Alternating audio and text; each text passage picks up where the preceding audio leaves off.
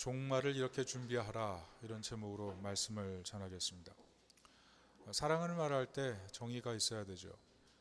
정의를 뺀 사랑, 상당히 위험한 사랑이 될 수가 있습니다. 종말도 마찬가지입니다. 정의가 빠진 종말이라고 하면 하나님의 사랑을 의심할 수밖에 없죠. 시편 7편 8절부터 10절은 이렇게 기록해 있습니다. 악인의 악을 끊고 의인을 세우소서. 의로우신 하나님이 사람의 마음과 양심을 감찰하시나이다. 나의 방패는 마음이 정직한 자를 구원하시는 하나님께 있도다. 무슨 말씀입니까? 하나님은 정의의 하나님이라는 거죠. 그래서 악을 더 이상 악이 지배하지 못하게 하고, 그리고 의인을 악에서 구원하시고, 결국 무엇을 말합니까? 하나님의 종말은 자비를 말합니다. 하나님의 놀라운 자비, 그것이 바로 종말인 거죠. 자, 그렇다면 이 종말을 어떻게 준비해야 되겠습니까? 문제는 이 자기 관점으로 종말을 오해하지 않는 겁니다. 여러분 생각해 보십시오. 학생들이 공부할 때 착각하는 게 무엇입니까? 오래 앉아 있으면 공부 잘합니까? 일타 강사 강의 열심히 들으면 성적이 오릅니까? 밑줄 긋기 잘하면 성적 오르나요? 진도를 빨리 빼면 성적이 오를까요? 요즘 히트하는 자기주도 학습하면 성적이 오릅니까? 아니죠. 자기주도 학습도 뭐가 필요해요? 감정 컨트롤 필요하고요, 스트레스 컨트롤 필요하고요, 시간 관리 필요하고요, 어떤 성공의 방식이 내 삶에 익숙해져서 습관이 되는 것, 그런 것들이 더 중요하죠. 그냥 우리가 공부 잘하기 위해서 부담감만 갖고 행동할 때 우리는 도리어 더 어려운 경우를 경험하게 된다는 겁니다. 부모들은 어때요? 부모들도 자녀들 공부 잘 시키고 싶죠. 특별히 자녀 키우면서 어릴 때 보면 그 천재 같던 아이들이 점점 자라면서 천재같이 보이지 않아서 어떻게 됩니까? 참고서를 바꿔줘야 되나, 학원을 바꿔줘야 되나, 아니면 적성이 맞지 않나, IQ가 좋지 않나, 이런 여러 가지 고민들 많이 하잖아요. 그래서 어떻게 하면 IQ를 더 올릴까, 이런 고민을 하면서 우리 부모님들이 자녀들 보면서 스트레스를 많이 받잖아요. 그런데 요즘 밝혀진 사실에 의하면 IQ보다 더 중요한 것이 훈육법이라 그러잖아요. 훈육법. IQ는 한 25%라면 훈육법은 40%의 효과가 있다 이러잖아요. 특별히 요즘 말하는 사람들의 메타인지, 그게 중요하다잖아요. 무엇을 아는지 무엇을 모르는지를 잘 스스로 깨달아서 개인의 판단 능력을 향상시키는 것, 그것이 도리어 더 올바른 교육법이다, 이렇게 얘기하지 않습니까? 결국 무슨 말이에요? 자기가 생각하는 것, 그 관점이 자신의 삶의 우위에 있으면 도리어 더 중요한 것들, 더 가치 있는 것들을 보지 못한다는 거죠. 종말도 마찬가지입니다. 종말에 대해서 자신만의 오해를 가지고 종말을 바라보면 우리는 종말을 바라보면서 도리어 끔찍한 신앙생활을 할 수도 있게 되는 거예요. 지난번 말씀드렸지만 바리새인들이 예수 그리스도를 보면서 정치적 메시아를 원하고 성경에 대해서 자신의 선입관을 가지고 성경을 해석했을 때 도리어 그들이 저주 속에 들어가는 것처럼 종말을 해석할 때는 성경적인 관점, 그게 분명해야 된다는 거죠. 자, 특별히 우리는 본문을 보면서 이 종말에 대해서 세 가지 관점이 필요하다는 것을 알아야 됩니다. 첫 번째는 주님이 성전을 떠나실 때 종말이 시작된다는 거예요. 두 번째는 미혹과 재난은 종말의 과정일 뿐이라는 겁니다. 그것이 마지노선이 아니라는 거예요. 그리고 마지막 세 번째는 본문의 핵심인데, 종말의 시기보다 끝까지 사랑으로 견디는 사람, 그리고 복음을 증거하는 사람, 그것이 바로 가장 건전한 복음, 종말 준비라는 것입니다. 먼저 첫 번째를 살펴보겠습니다.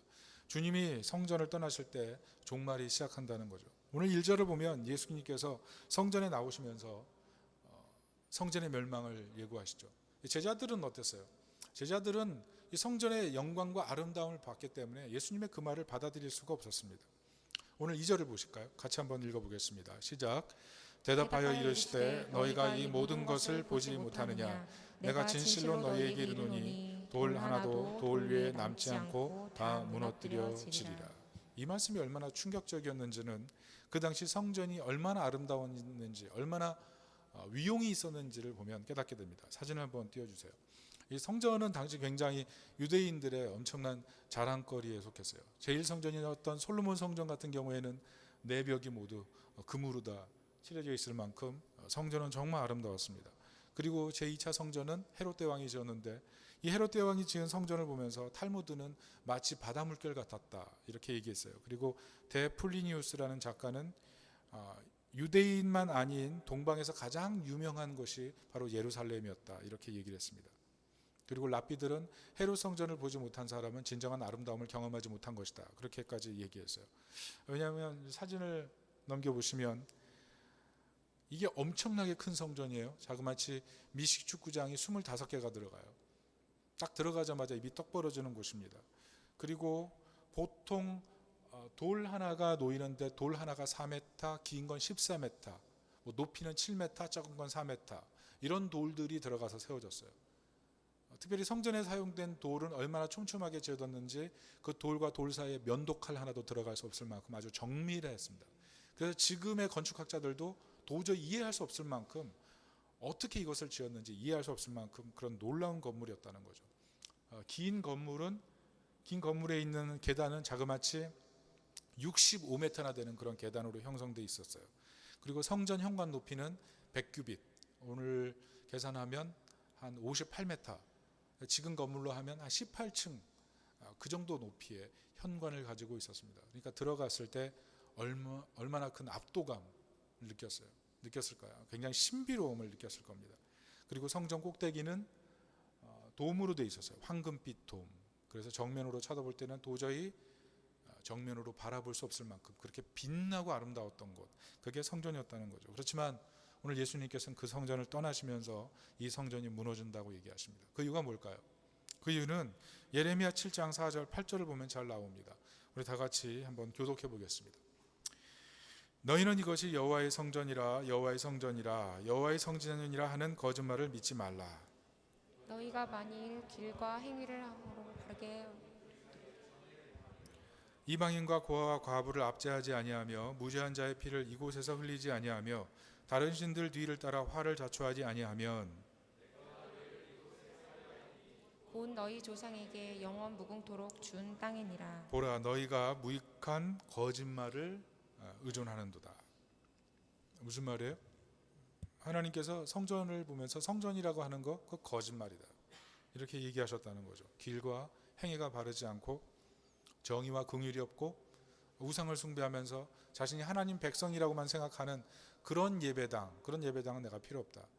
예레미야 예언대로 1차 성전이 무너지죠. 그리고 헤롯 대왕이 이렇게 영광스럽게 세워진 헤롯 성전도 무너질 것이 이미 예언되어 있었습니다. 그게 다니엘서 9장 26절인데요. 같이 한번 읽어보겠습니다. 시작. 62일의 후에 기름 부음을 받은 자가 끊어져 없어질 것이며 장차 한 왕의 백성이 와서 그 성읍과 성소를 무너뜨리려니와 그의 마지막은 홍수에 휩쓸림 같을 것이며 또 끝까지 전쟁이 있으리니 황폐할 것이 작정되었느니라. 무슨 말씀입니까? 장차 기름 부은 자 그리스도가 오셔서 끊어지면, 죽으시면 역사적으로 한 왕이 와서 이것을 멸망시킬 것이다. 디도 장군이죠. 디도 장군이 와서 예루살렘 멸망시키고 로마로 들어가서 티도 황제가 되잖아요. 그 예언이 이미 예견돼 있었고 예수님께서 오늘 성전을 나오시면서 그 예언이 성취된다고 얘기하고 계신 거예요. 여러분, 이 영광스럽고 아름다운 성전이 무너진다는 것은 제자들에게는 상상도 할 수 없는 일이었어요. 그래서 마태복음 24장 3절에 이렇게 질문합니다. 같이 한번 읽겠습니다. 시작. 예수께서 감람산 위에 앉으셨을 때 제자들이 조용히 와서 이르되 우리에게 이르소서 어떤 때에 이런 일이 있겠사오며 또 주의 임하심과 세상 끝에는 무슨 징조가 있사오리까. 성전 파괴를 보면서 잘 받아들이지 못하는 거예요. 그리고 종말이 언제입니까? 이 종말에는 어떤 일이 일어납니까?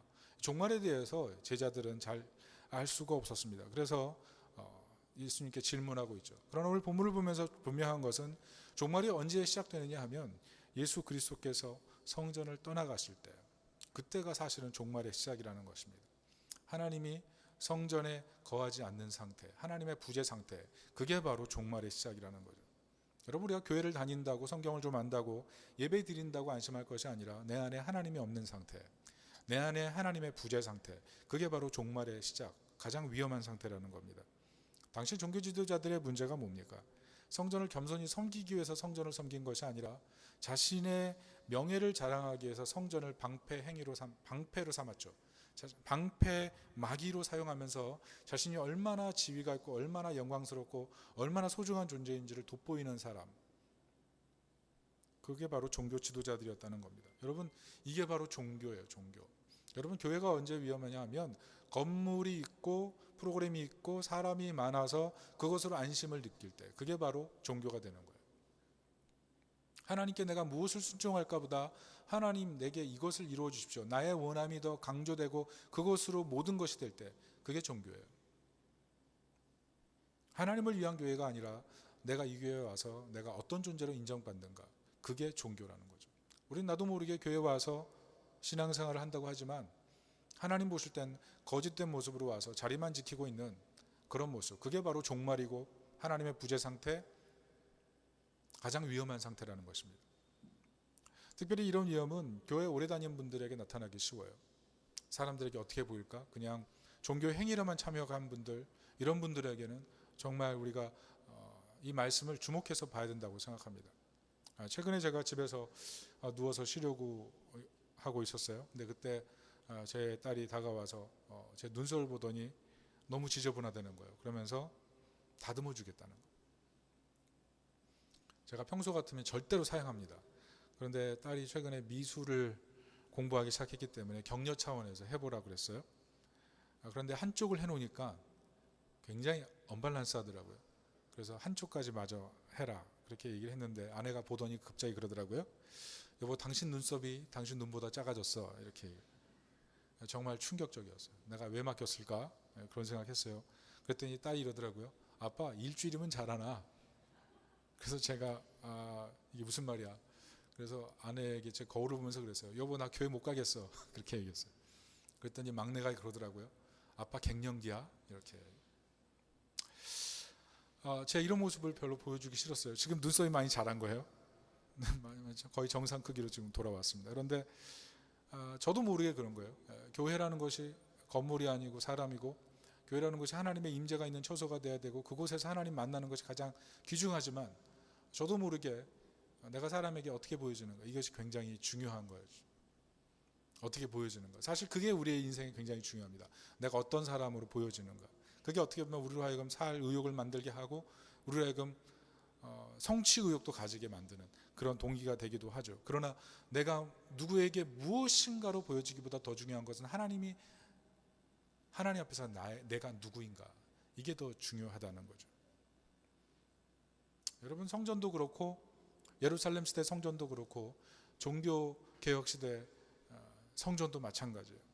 여러분, 주님께서 원하셨다는 것은 그냥 기능적으로 존재하는 그런 존재가 아니라 정말 존재론적으로 존재하는 그런 성전을 원하셨다는 거죠.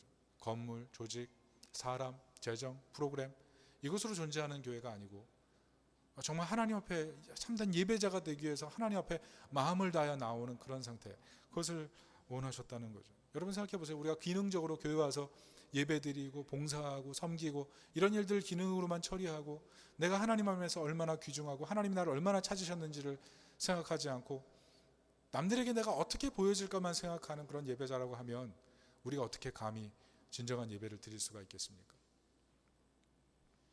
오늘 예수님께서 성전을 떠나셨는데요, 주님은 언제든지 그렇게 종교화된 마음을 떠나시고 우리는 가장 위험한 상태에서 예배 드릴 수가 있는 거예요. 마틴 루터가 그런 말을 했어요. 세상에는 두 종류 사람이 있는데 자신을 의롭다고 여기는 죄인과 자신이 더럽다고 생각하는 의인이 있다고요. 여러분, 우리는 어떤 사람이 돼야 됩니까? 우린 살아가면서 자신이 더럽다고 생각하는 의인이 되는 게 낫죠. 돌아보면 돌아볼수록 나는 부족한 사람이어서 하나님밖에 없습니다. 하나님 정말 필요합니다. 하나님 도와주세요. 그 마음이 진정한 예배죠. 만약 자신이 의롭다고 생각하고 나는 모든 할 일을 다 하고 있기 때문에 괜찮다고 생각한다면 그 사람이 정말 자신이 의롭다고 생각하는 죄인이 되는 거죠. 오늘 주님께서는 하나님이 필요 없는 그 성전을 떠나십니다. 종말이 시작된 거죠. 여러분, 위기는 성전이 없는 것이 위기가 아니에요. 정말 위기는 나의 영적인 상태를 모르는 것, 그게 위기예요. 나의 영적인 상태, 내가 얼마나 하나님이 필요하고 내가 하나님 없이는 도저히 살 수 없는 하나님의 은혜가 필요한 존재라는 사실을 깨닫지 못하고서는 결코 종말이 될 수도 없는 거예요. 기능적 교인이 아니고 보여주기 위한 삶이 아니라 하나님을 정말 사랑하는 존재론적인 그런 성도가 될 수 있기를 예수님의 이름으로 축원합니다. 둘째는 미혹과 재난은 종말의 과정일 뿐이라는 거죠. 우리가 미혹과 재난, 나라가 나라를 대적하고 곳곳에 기근과 전쟁이 있으면서 그걸 보면서 종말을 준비되었다고 생각하고 새로운 어떤 장소를 찾고 그곳에서 모여 살고 그런 곳을 만들려고 하는 그런 마음으로 인생 나머지를 살아간다고 한다면 그것은 결코 성경적인 원리가 아니라는 것입니다. 오늘 본문의 4절 8절 쭉 나오죠. 종말의 때 사람이 미혹당하고 자신을 그리스도라 하는 사람이 나오고 난리 소문을 들을 것이고, 그런데 이것이 재난의 시작에 불과하다는 거예요. 미혹과 재난을 볼 때 두려워하지 말고 종말이 완전 도착한 것처럼 생각하지 말고 그게 다 과정이라는 사실을 기억하라는 거죠. 과정이라는 거예요. 여러분, 예수님께서는 종말의 종점을 누구에게도 알려주지 않으셨습니다. 그건 다 이유가 있는 거예요. 종말의 종점을 우리가 알아야 될 필요가 없는 거예요. 생각해 보세요. 버스를 타보세요. 종점을 아는 사람은 어떻게 됩니까? 종점에 내려야 될 사람은요, 다 자기 일만 합니다. 어떤 누구도 신경 쓰지 않아요. 요즘은 핸드폰만 바라보죠. 게임만 하죠. 어떤 일이 생겨도 아무 상관하지 않아요. 종점, 자기가 내려야 될 그 정류장에서만 내리면 돼요. 다 버스를 탄 사람은 그렇게 생각하죠. 그러나 그 버스를 탄 와중에도 그 자리를 아름답게 만드는 사람이 있어요. 누군가의 자리를 양보하고 웃음 지어주고 그곳에서 하나님과 동행하고 섬기고 베풀고 나누고. 여러분, 인생을 과정으로 생각하는 사람들은요, 종말이 와도 하나님의 자녀답게 삽니다. 빛과 소금으로 살아가요. 그러나 과정이 아니라 종점만 바라보는 사람은 그 종점이 너무 두렵기 때문에 종점에 매여가지고 아무것도 하지 못한다는 거죠. 도리어 맹신주의자가 되거나 아니면 자기 자신만 쓰는 그런, 자기 자신에게 자기 그 시간만을 사용하려고 하는 그런 모습이 될 수 있다는 거죠. 이것은 인간적으로 보기에도 좋지 않아요. 그리스 철학에서는 이런 말이 있어요. 인간이 신보다 더 아름답다. 여러분, 왜 이렇게 생각했을까요? 그리스 철학에서는 인간이 신보다 더 아름답다고 생각했어요. 왜냐하면 인간은 죽음이라는 것이 있기 때문에 그 죽음을 바라보면서 도리어 이 세상을 열심히 살고 최선을 다해 살면서 아름다움을 창조해낸다는 거죠. 그러나 신이라는 존재는 영원불멸이기 때문에 최선을 할 필요가 없다는 거예요. 그래서 신보다 인간이 더 아름답다, 이렇게 생각했다는 겁니다. 여러분, 이것이 종교적인 광신주의자보다 열심히 사는 사람들이 아름답게 보이는 이유예요. 열심히 사는 사람들. 우리가 기독교 신앙생활을 하면서 이 종말의 때에 대한 두려움이 있지만 그 종말을 바라보면서 맹신주의자, 광신주의자처럼 살아가면 도리어 세상 사람들이 볼 때 참 아름답지 못한 모습이 되는 거죠. 그러나 문제는 종말의 그 시점, 정확하게 그 종점을 알게 되면 이렇게 인간적인 아름다움을 추구하는 사람들도 다 어떻게 돼요? 맹신주의자, 정말 맹신주의자가 되거나 염세주의자가 되거나 쾌락주의자가 될 가능성이 굉장히 높다는 겁니다. 그래서 알 필요가 없는 거예요. 하나님이 원하는 것은 종말을 바라보면 우리가 그 과정이라는 것을 기억하면서 깨어나서 하나님께로 돌아가는 것, 그걸 원하신다는 겁니다. 5절 말씀을 보세요. 이렇게 써 있습니다. 같이 한번 읽어보죠. 시작. 많은 사람이 내 이름으로 와서 이르되 나는 그리스도라 하여 많은 사람을 미혹하리라. 여러분, 우리나라에 자신이 그리스도라고 하는 자칭 그리스도인이 몇 명인 줄 아세요? 37명. 몇 년 전 통계예요. 지금 더 많아졌겠죠? 그런데 전 세계적으로 나는 그리스도라 하는 사람이 있을까요? 없을까요? 네, 몇 배는 있겠죠. 그러면 그런 사람들 우리가 찾아가야 되나요? 시기와 때를 얘기하는 사람들을 바라보면 그 시기를 알고 싶어서 준비하고 싶어서 가야 되나요? 결코 그렇지 않다는 거예요. 누군가 종말의 시와 때를 알고 있다 해도 어디 뭐 메시아라고 하는 그런 존재가 나타났다고 해도 우리가 갈 필요가 없어요. 직업을 포기할 필요도 없고 재산을 포기할 필요도 없고 종교에 올인할 필요도 없고 다 잘못된 길이에요. 그냥 재난과 환란이 있으면 그건 다 중간 과정인 거예요. 중간 과정. 주님이 오실 때 그때를 아무도 몰라요. 주님이 오시는 그때가 영광스럽게 주님 만나면 되는 거예요. 우리는 그런 과정을 통해서 도리어 자신의 영혼을 깨우고 세상을 자신의 은사로 아름답게 만드는 삶, 그게 가장 필요하다는 것입니다. 그런 하나님의 사람 되시기를 예수님의 이름으로 축원합니다. 마지막은 본문의 핵심인데요. 종말은 종말의 시기보다 끝까지 사랑으로 견디며 복음을 전파하고 준비하라는 것입니다. 오늘 12절에 종말의 가장 큰 증상에 대해서 얘기하고 있어요. 같이 읽어봅니다. 시작. 불법이 성함으로 많은 사람의 사랑이 식어지리라. 네, 환난을 당하니까 사랑이 식어지겠죠. 버림당하고 죽임당하는데 어떻게 사랑이 안 식겠어요? 배교자들이 나타나서 우리를 고소하고 우리를 팔아넘기면 우리 마음속에 어떻게 사랑이 있겠어요? 어려운 거죠. 최근에 어떤 택시를 타신 분이 뭐 택시 안에서 뭐 신앙 얘기를 했나 봐요. 그랬더니 택시 기사가 그분에게 그랬대요. 내려주세요. 내려주세요. 상처를 많이 받았겠죠? 그러나 택시 운전하시는 분은 얼마나 상처가 많았다면 그런 얘기를 했을까요? 여러분, 예수님을 믿지만 교회는 싫은 것, 그게 지금 시대의 풍조예요. 어디 가서 교회 뭐 다닌다고 하고 어디 가서 뭐 전도하고, 이게 쉬운 시대가 아닙니다. 비그리스도인들에게 멸시받고 배격받고 미움받는 것, 이게 요즘 시대의 특징이죠. 성도들도 그래요. 예배 드려야 되는데 자신에게 상처 준 누군가를 생각하죠. 기도해야 되는데 자신을 힘들게 했던 그 누구 때문에 더 깊이 기도하지 못하게 되는 그런 일들이 있지 않습니까? 그래서 어떻게 됩니까? 사랑이 없어요. 세상을 보니까 참 미움이 많아요. 그러니까 어떤 사람들은 사랑이 필요해, 그래서 나는 무조건 사랑할 거야 라고 생각하죠. 그런데 그런 마음으로 살아가는데 사랑이 없는 것을 보면 도리어 비웃고, 사랑이 없는 것을 보면서 도리어 교만해지고 판단하게 되고 율법주의자처럼 행동하죠. 어떤 사람은 어때요? 교회 사랑이 없으니, 교회마저 사랑이 없으니, 사랑이라는 것 자체가 너무 이상적이니 그냥 대충 살자, 자유주의처럼 쾌락을 누리고 살아가게 되는 거예요. 뭐가 있어요? 비그리스도인이나 그리스도인이나 미움이라는 공통분모, 그 공통분모에 따라서 사람들이 행동한다는 거죠. 우리는 어떻게 됩니까? 오늘 주님이 뭐라고 말씀하셨어요? 13절 14절이요. 우리 같이 한번 읽어보겠습니다. 시작. 그러나 끝까지 견디는 자는 구원을 얻으리라. 이 천국 복음이 모든 민족에게 증언되기 위하여 온 세상에 전파되리니 그제야 끝이 오리라. 여기서 끝까지 견딘다는 말은 헬라어로 휘포메노예요. 어쩔 수 없이 참는 것이 아니라 불변하는 사람, 그것이 견디는 거예요. 여러분, 이 말씀을 왜 하셨을까요? 그만큼 세상에 미움이 많기 때문에 그래요. 우리 마음속에 일어나는 미움을 통제할 수 없기 때문에. 요즘 TV 드라마도 보면 다 복수를 다루던데요. 그 복수를 보면서 우리 마음이 얼마나 통쾌한가요? 그 드라마를 보면서 우리 마음이 대리만족하잖아요. 우리 마음속에 미움이 있는 게 분명해요. 잘 해결하지 못해요.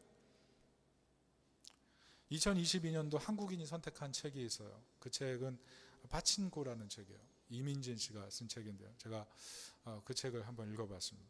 일본에 사는 자이니치 얘기예요. 자이니치라는 것은 일본에 사는 외국인들에 대한 그런 호칭인데, 특별히 제1동포에 대한 얘기입니다. 여러분 아시죠? 제1동포들이 얼마나 차별받는지. 교육이나 환경이나 살아가는 것, 특별히 뭐 오사카라든지 그 외곽 가보면 지금도 제1동포들이 살아가는데, 그 제1동포들 살아가는 거 정말 눈 못 뜨고 못 봅니다.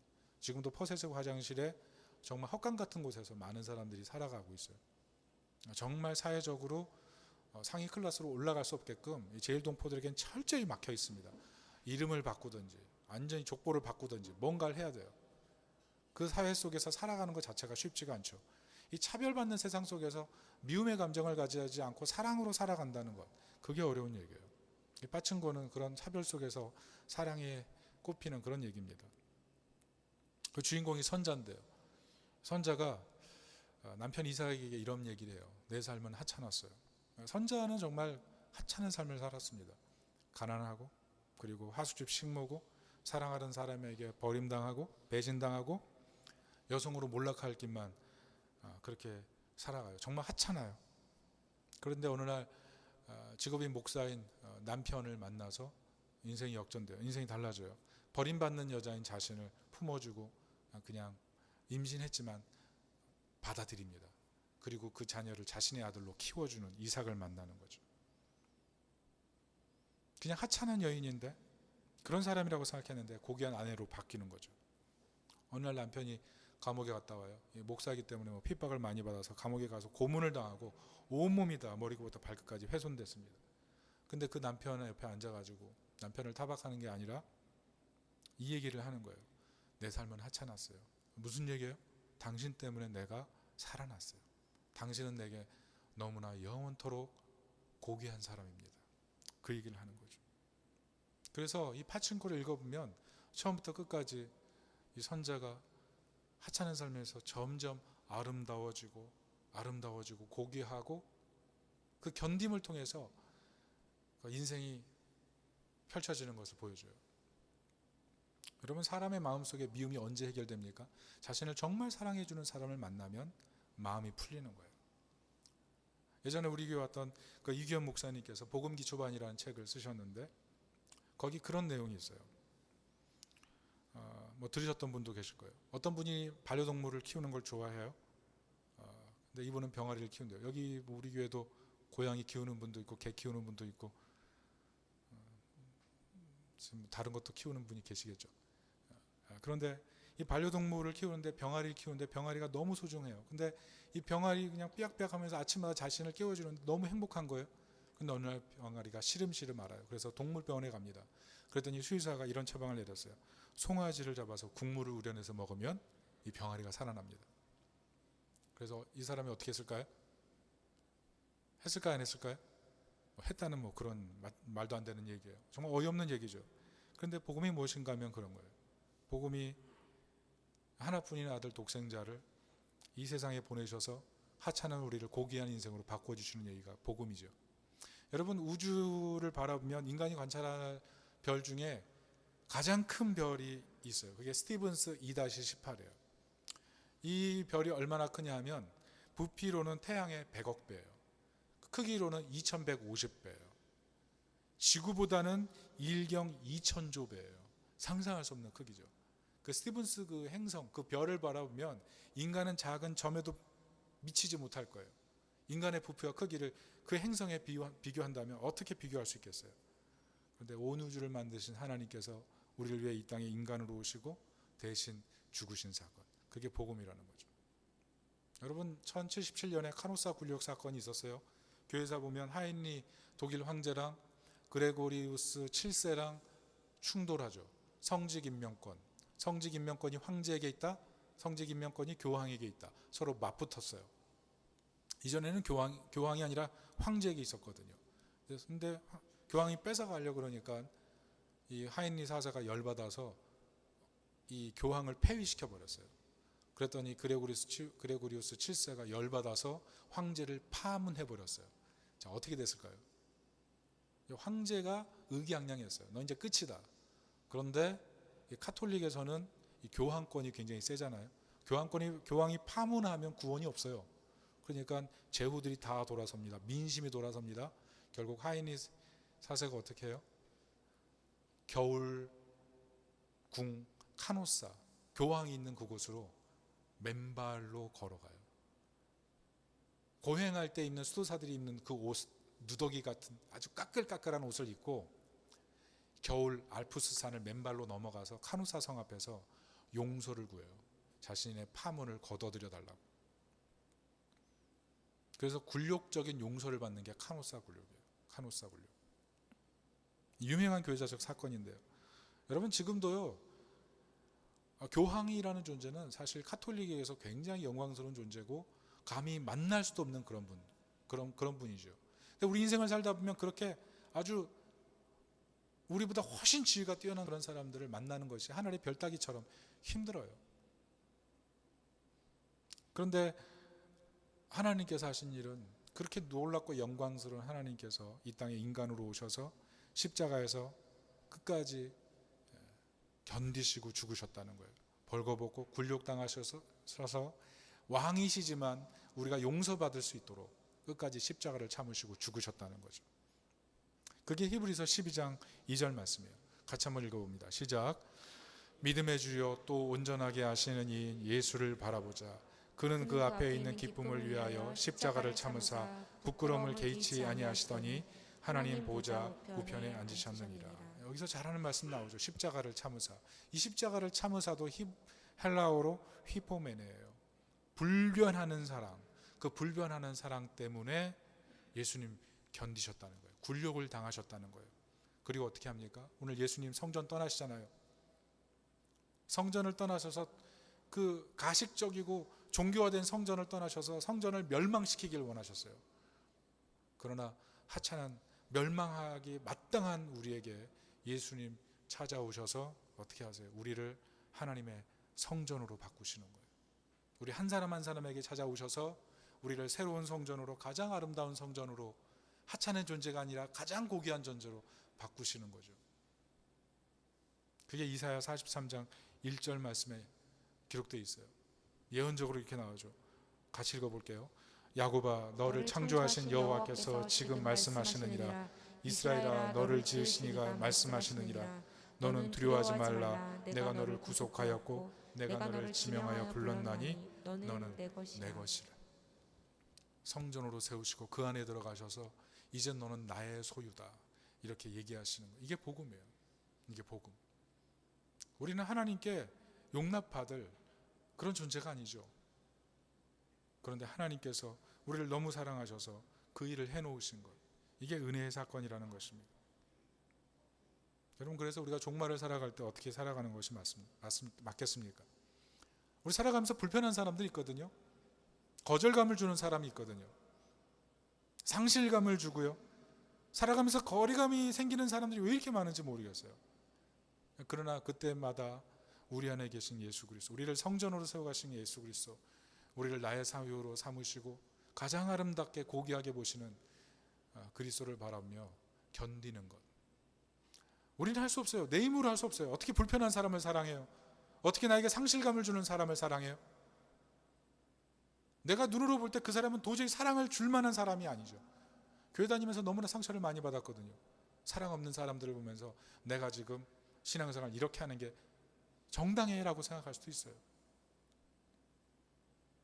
그런데 우리 안에 들어오셔서 사랑을 베푸시는 예수 그리스도, 십자가에서 불변하는 사랑으로 십자가를 견디신 그 예수님께서 우리 안에 들어오셔서 우리를 고귀하게 바꾸셨다면 우리도 마땅히 견디며 사랑하는 것이 마땅하지 않겠습니까? 우리가 그런 사랑을 베풀 수 있길 바랍니다. 그리고 우리는 이 사랑을 힘입어서 어떻게 해야 돼요? 종말의 때 복음을 전하는 거예요.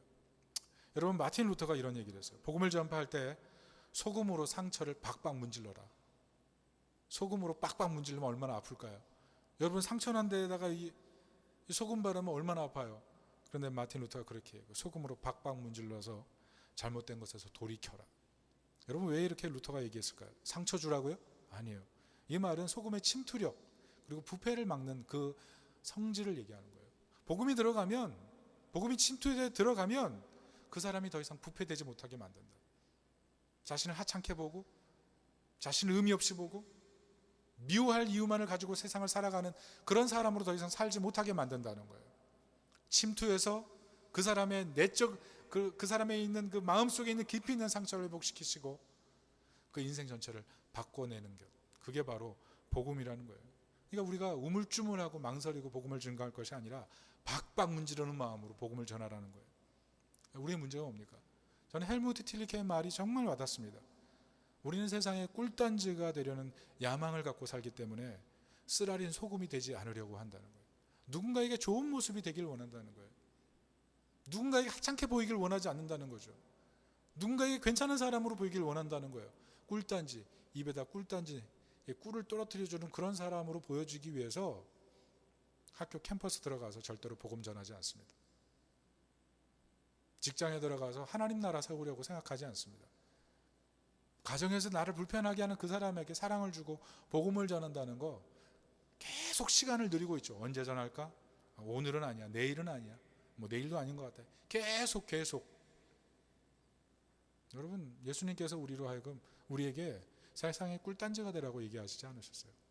박박 문지르는 소금이 되라 하신 거죠. 왜? 소금이 들어가야 하찮은 존재가 고귀한 존재가 될 수 있는 거예요. 아무리 지위가 높아지고 돈이 많아지고 명예가 높아지고 사람들에게 인기를 받는다 해도 내 안에 내가 고귀한 존재라는 사실을 바탕해 줄 수 있는 근본적인 힘이 없다면 아무리 많이 가져도 고귀해질 수 없어요. 결국 속이 바뀌지 못하면 결코 사람은 바뀔 수가 없어요.